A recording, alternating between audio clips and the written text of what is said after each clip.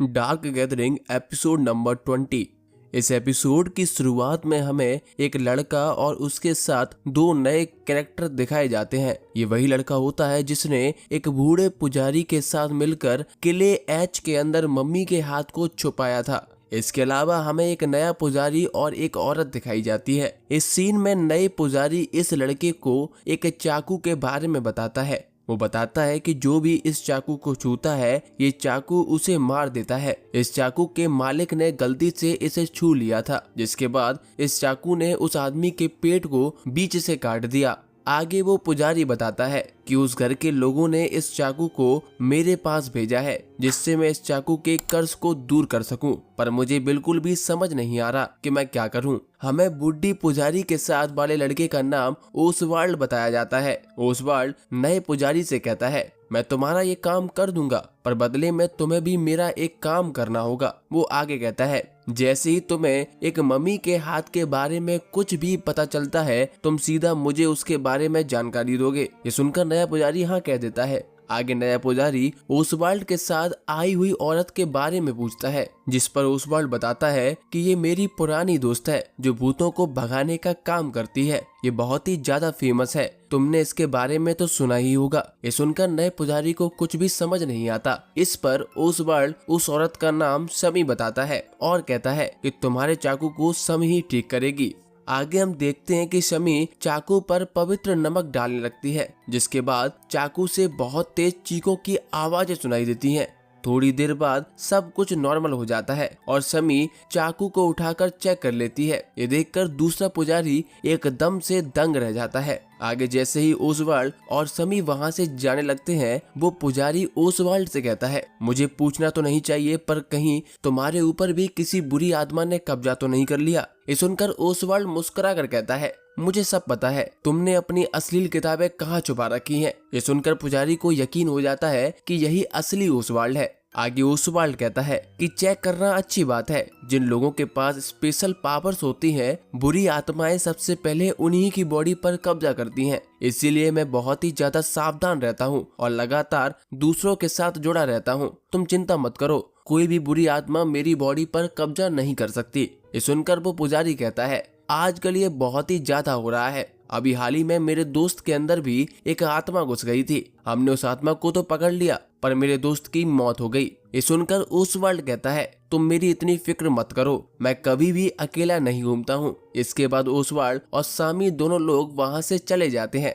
अगले सीन में हम देखते हैं कि रास्ते में ओसवाल्ड और शमी एक दूसरे से बात कर रहे होते हैं। ओसवाल्ड शमी से कहता है, तुमने सुना, आजकल आत्माएं इंसानों की बॉडी पर कब्जा कर रही हैं। ये सुनकर शमी कहती है, इन चूतियों को बिल्कुल भी आइडिया नहीं है कि आत्माएं शरीर के अंदर घुसने के बाद उस इंसान की यादें भी पढ़ सकती हैं और किसी भी तरह की बातचीत से बच सकती हैं। अगर बुरी आत्माएं किसी सिचुएशन को ज्यादा नहीं बिगाड़ती तब तक कोई भी उनका पता नहीं लगा सकता। ओसवाल्ड आगे बताता है, जब एक आत्मा किसी इंसान की बॉडी पर कब्जा कर लेती है तब वो आत्मा उस इंसान की पावर्स को भी यूज कर पाती है। कोई इंसान जितना ज्यादा पावरफुल होता है, बुरी आत्माएं सबसे पहले उसी पर हमला करती हैं। उसके बाद जब एक बार पावरफुल इंसान की बॉडी पर कब्जा कर लेती है तो वो अपने दोस्तों को दूसरे इंसानों की बॉडी में घुसने में हेल्प भी करती है। इसके बाद ओसवाल्ड शमी से पूछता है, तुम बताओ, तुम्हें इस बॉडी में मजा तो आ रहा है ना? ये सुनकर शमी कहती है, तुमने अभी देखा ही होगा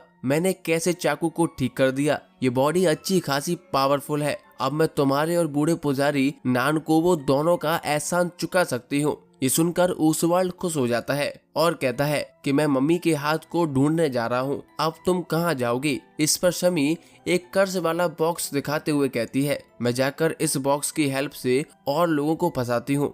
आगे ओसवाल्ड कहता है, तुम थोड़ा ध्यान रखना। अगले सीन में हम एको, यायोई और कैटारो की तरफ शिफ्ट हो जाते हैं। सभी लोग ओल्ड आई वाटर गेट पर पहुंच जाते हैं, जहां पर उन्हें शमी दिखाई देती है। एको शमी को देखकर कहती है, शायद मैं इन्हें जानती हूँ, मैंने इन्हें टीवी पर देखा है पर याद नहीं आ रहा। जिस पर कैटारो बताता है कि पहले एक टीवी शो आया करता था जिसमें शमी भूतों को भगाया करती थी। ये सुनकर यायोई एक्साइटेड हो जाती है और कैटारो से शमी के बारे में पूछने लगती है। आगे कैटारो अपने फोन में यायोई को शमी के बारे में दिखाता है। हमें पता चलता है कि शमी का पूरा नाम नागिको शमी है, जो भूतिया चीजों पर रिसर्च करती है। 10 साल पहले शमी एक शो पर आती थी जिसमें वो भूतिया जगह पर जाकर भूतों को भगाया करती थी। आगे केटारो बताता है कि हाल ही में शमी ने फिर से भूतों को भगाना शुरू कर दिया है। उन्होंने कब्रिस्तान जेड के पास एक टैक्सी ड्राइवर के ऊपर से भूत को भगाया था, जिसके बाद उनकी वीडियो वायरल हो गई थी। ये सुनकर एको कहती है,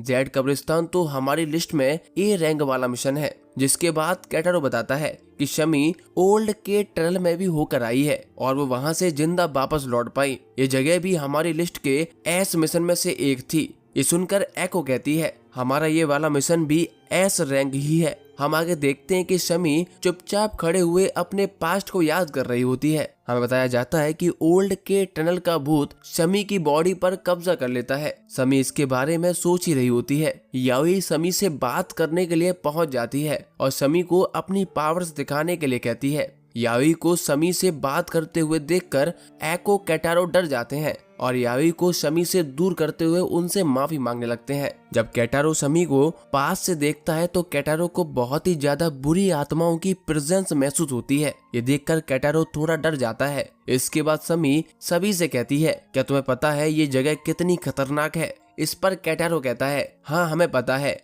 आगे शमी एको, याओई और केटारो को मारने के इरादे से उन सभी से कहती है, तो तुम लोग ख्याल रखना और मेरे पीछे पीछे चलते चलो। ये सुनकर केटारो सभी को शमी को इंट्रोड्यूस कराता है। शमी देखती है याओई के हाथ में एक डॉल है जिसके अंदर एक आत्मा कैद है। अगले सीन में एको शमी से पूछती है, क्या आप यहाँ पर भूत भगाने के लिए आई हैं? जिस पर शमी कहती है, हाँ तुम ऐसा ही कह सकते हो। ये सुनकर एको अपने फोन से इंटरनेट पर आई वाटर गेट की भूतिया कहानी के बारे में पढ़ने लगती है। एको बताती है इसे रेड वाटर गेट भी कहते हैं। 1924 में जब बाढ़ आई थी तब उसे रोकने के लिए ये वाटर गेट बनाया गया था, पर बाद में एक और नया वाटर गेट बना दिया गया, जिसके बाद इसे ऐतिहासिक इमारत के तौर पर देखा जाने लगा। दिन में तो सभी लोग इसके आसपास घूमते हैं, पर रात के समय यहाँ पर कोई नहीं आता। लोगों का मानना है कि 1960 के बाद ये जगह भूतिया हो गई थी। यहाँ पर लोगों को पानी के ऊपर भूत दिखाई देते थे।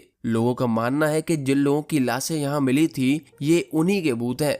इसके अलावा लोगों को पानी में कटे हुए हाथ और पैर भी दिखाई देते हैं। कुछ लोगों को तो वाटर गेट के टॉप पर औरत की आत्मा भी दिखाई दी है। आगे एको बताती है, जब से ये वाटर गेट बना है तब से बहुत सारे लोगों ने इस पुल से लटक कर फांसी भी लगाई है। इसके अलावा जिन लोगों की बाढ़ की वजह से मौत हुई थी उनकी याद में यहाँ पर एक बुद्धा का स्टैचू भी लगाया गया था, पर लोगों को उस बुद्धा के स्टैचू का सर भी कटा हुआ मिला। ये सब सुनकर केटारो याओई से कहता है, पर मुझे बाकी की जगह की तुलना में यहाँ पर कुछ ज्यादा खतरनाक महसूस नहीं हो रहा है। ये सुनकर शमी कहती है, अगर तुम यहाँ पर चौकन्ने नहीं रहे तो तुम्हारी जान भी जा सकती है। आगे याओई को पानी में कटे हुए हाथ और पैर तैरते हुए दिखाई देते हैं।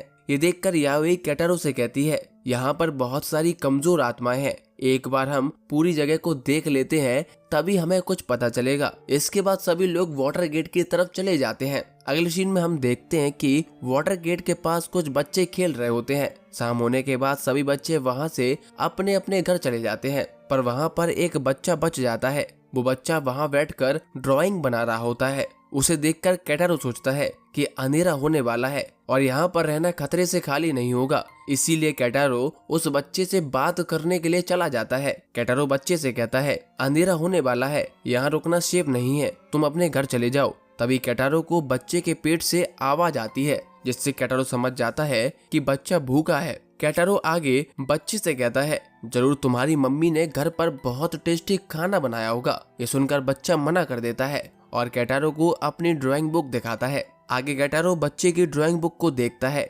इस ड्राइंग बुक में ड्राइंग के रूप में कुछ लिखा होता है। इस ड्राइंग बुक में ड्राइंग के रूप में लिखा होता है कि बच्चा केवल अपने पिता के साथ रहता है और उसकी कोई माँ नहीं है। ये देखकर केटारो बच्चे से माफी मांगता है। इसके बाद बच्चा ड्राइंग बुक के आगे का पेज पलट देता है। केटारो आगे पढ़ता है कि बच्चे के पिता दूसरी शादी कर लेते हैं और बच्चे से कहते हैं, मैं आशा करता हूँ कि तुम और तुम्हारी नई मॉम एक दूसरे के दोस्त बने रहेंगे। इसके बाद बच्चा केटारो को आगे के पेजेस पलटने को कहता है। आगे हमें बताया जाता है कि बच्चे की नई माँ बच्चे के साथ मारपीट करती है। ये देखकर केटारो चौंक जाता है। उसके बाद केटारो को फिर से बच्चे के पेट की आवाज सुनाई देती है। जब केटारो बच्चे की तरफ देखता है तो बच्चा वहां से गायब हो जाता है। उसके बाद केटारो को बच्चा नदी के पास दिखाई देता है।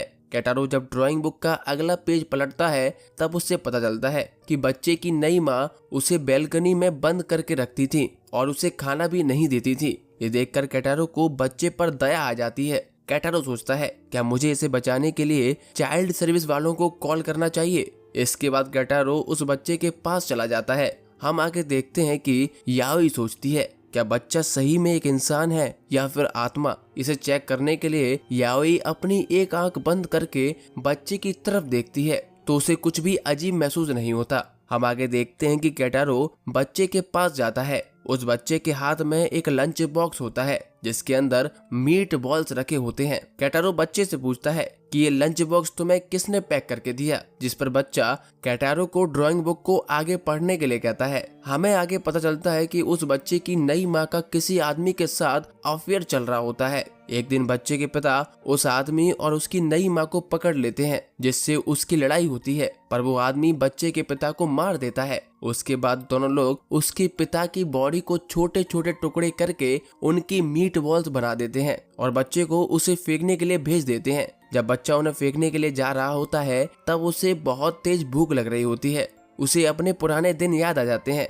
जब उसके पिता पिकनिक पर जाने के लिए लंच बॉक्स पैक किया करते थे। जिसके बाद वो बच्चा लंच बॉक्स से मीट बॉल निकाल लेता है। जब केटारो को ये सब पता चलता है तो उसके होश उड़ जाते हैं। इसके बाद ड्राइंग बुक के पेजेस अपने आप पलटने लगते हैं। हमें पता चलता है कि बच्चे की नई माँ का जिस आदमी के साथ अफेयर चल रहा होता है वो औरत उसे भी मार देती है। उसके बाद बच्चे को मारने की कोशिश भी करती है पर बच्चा वहां से भाग जाता है। अंत में औरत बच्चे को वाटर गेट के पास पकड़ लेती है। अगले सीन में केटारो को बच्चे का पास्ट दिखाई देता है जिसमें बच्चे की माँ बच्चे को बुरी तरीके से चाकू से मार रही होती है। केटारो बच्चे के पास्ट में एकदम खो चुका होता है। आगे जब याओई केटारो का नाम चिल्लाती है तब केटारो को होश आता है। केटारो आगे कहता है मेरा पेट ऐसा दुख रहा है जैसे मानो मुझे किसी ने सही में चाकू मार दिया हो। आगे केटारो फिर से ड्राइंग बुक की तरफ देखता है तब उसे पता चलता है कि बच्चे की माँ बच्चे को लगातार चाकू मार रही होती है और बच्चे की आत्मा दूर खड़े होकर ये सब देख रही होती है। आगे ड्राइंग बुक के पेजेस पर बनी हुई ड्राइंग चेंज हो जाती है जिसमें बच्चा बताता है कि उसकी नई माँ ने उसे और उस आदमी की बॉडी को काट कर उन्हें भी मीट बॉल्स में बदल दिया है और उन्हें वाटर गेट के पानी में फेंक दिया है। आगे बच्चा कहता है अब मैं समझ गया हूँ मैंने पहले जो मीट बॉल्स खाए थे वो किस चीज से बने हुए थे। ये सब सुनकर केटारो के पसीने छूट जाते हैं। आगे हमें एक सीन दिखाया जाता है जिसमें बच्चे की आत्मा रो रही होती है और मीट बॉल्स के खाने के लिए अपने पिता से माफी मांगती है। जिसके बाद बच्चे की आत्मा बहुत तेज चीखने लगती है जिससे सभी लोगों के कान फट जाते हैं। याओई सोचती है कि चीख की आवाज से पहले वो बच्चा यहीं पर खड़ा हुआ था पर अचानक से गायब हो गया जैसे वो बस एक इल्यूजन हो। आगे याओई सोचती है मुझे लगा था कि ये बच्चा एक इंसान है पर मैं गलत थी। ये आत्मा बहुत ही ज्यादा पावरफुल है। उसने आसपास की नमी और लाइट के रिफ्लेक्शन का यूज करके खुद का एक इल्यूजन बनाया था। आगे केटारो भी सोच में पड़ जाता है आखिर उस बच्चे के भूत ने मुझे अपनी ड्राइंग बुक क्यों दी। क्या वो मुझे अपनी कहानी बताना चाहता था। आगे केटारो देखता है ड्राइंग बुक पर बनी हुई ड्राइंग फिर से चेंज हो जाती है। बच्चा कहता है मैं अपनी माँ से बहुत नफरत करता हूँ। अब ड्राइंग बुक पर एक ड्राइंग बनी होती है जिसमें उसकी मम्मी एक पुल से लटक रही होती हैं। ये देखकर केटारो कहता है कि जरूर ये बच्चा हमसे कुछ और भी चीज चाहता है। अगले सीन में याओई सभी को बताती है कि देखो वाटर गेट के ऊपर एक औरत की आत्मा खड़ी हुई है। जिसके बाद सभी लोग उस तरफ देखते हैं। जैसे ही केटारो उस तरफ देखता है वो आत्मा आकर केटारो के गले को पकड़ लेती है और केटारो से कहती है अब तुम मेरी जगह ले लो और रस्सी से लटक जाओ। तभी शमी उस आत्मा को खत्म कर देती है। ये देखकर सभी लोग इम्प्रेस हो जाते हैं। हम देखते हैं कि जैसे ही औरत की आत्मा गायब होती है बच्चे का भूत कहता है मेरी माँ मुझे नहीं मिल रही। इसके बाद बच्चे का भूत शमी को उसकी माँ समझ लेता है और शमी पर हमला कर देता है। हम देखते हैं कि शमी के मुंह से खून निकलने लगता है। जैसे ही शमी लंच बॉक्स पर हमला करने वाली होती है बच्चे का भूत शमी का हाथ काट देता है और उसे खींचकर वाटर गेट की तरफ ले जाता है। इसके बाद बच्चे का भूत शमी को भी वाटर गेट से लटका देता है आगे ड्राइंग बुक में बनी हुई ड्राइंग फिर से चेंज हो जाती है। बच्चे का भूत बताता है उसे हर कोई उसकी माँ के जैसा दिखाई देता है और ये उसे बिल्कुल भी पसंद नहीं आ रहा। वो कहता है मैं सभी को मीट बॉल्स में बदल दूंगा। ये सब देखकर केटारो बहुत ही ज्यादा घबरा चुका होता है।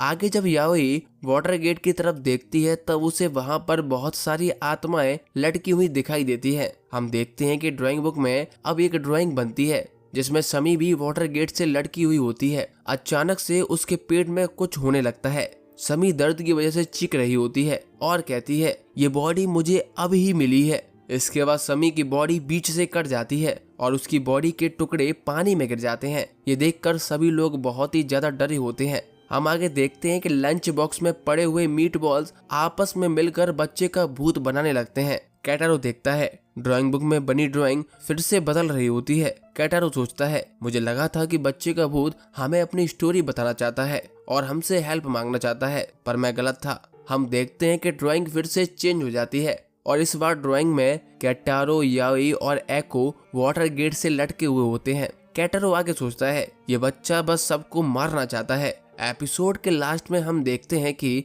बुड्ढा के स्टैचू का सर उसकी बॉडी से कटकर नीचे गिर जाता है और इसी के साथ ये एपिसोड खत्म हो जाता है।